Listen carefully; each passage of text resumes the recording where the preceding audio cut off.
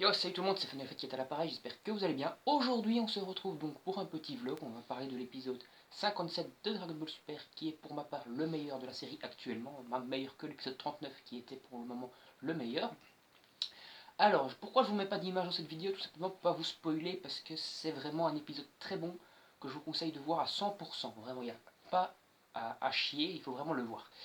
Alors, on va d'abord parler de l'animation qui est tout simplement d'une qualité donc très très poussée, encore plus supérieure que l'épisode 39 qui était donc le meilleur à tous les niveaux. Ici, on a encore une qualité d'animation supérieure.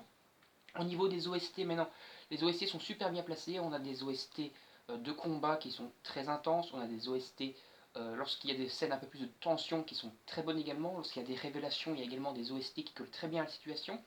Et également dans l'épisode, il y a de la nostalgie et de la tristesse.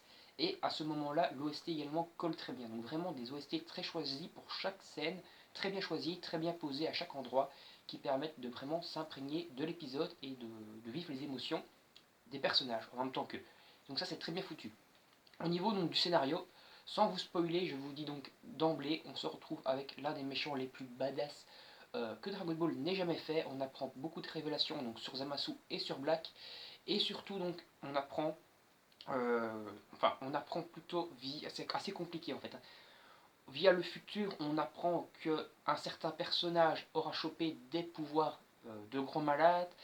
Et après, on se rend compte par le biais de la fin de l'épisode et de la preview de l'épisode 58 comment il l'a fait pour les choper et tout. C'est assez compliqué, mais c'est plutôt bien foutu.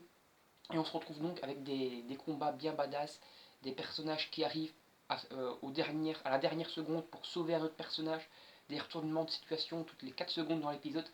Vraiment un truc énormissime avec surtout un combat assez suivi d'une dizaine de minutes non-stop qui est plutôt très très bien badass, qui est très stratégique, très intense, où ça pète de partout avec des personnages qui ont des pouvoirs de psychopathes, voilà, des personnages qui combattent à deux, qui plutôt deux duos qui se combattent de façon vraiment très stylée et tout, en s'épaulant l'un l'autre et tout, c'est vraiment très très très classe.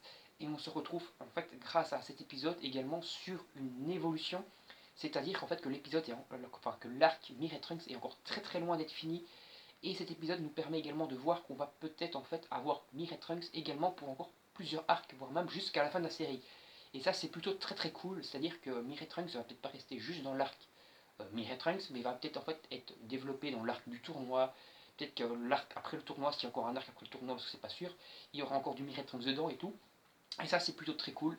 Et en tout cas, vraiment une grosse envie de voir la suite de cet arc et la suite de Dragon Ball Super, parce que ça met vraiment la hype à nouveau cet épisode qui est vraiment super badass, super cool. Et autre chose, donc, qu'est-ce que je voulais dire Je ne sais plus ce que je voulais dire en fait, j'ai un trou de mémoire. Oui, bon, c'est un épisode en tout cas que je vous conseille très largement. Allez le voir, foncez, regardez-le en preview, enfin pas en preview, en streaming. Et voilà, bye bye tout le monde, à la prochaine.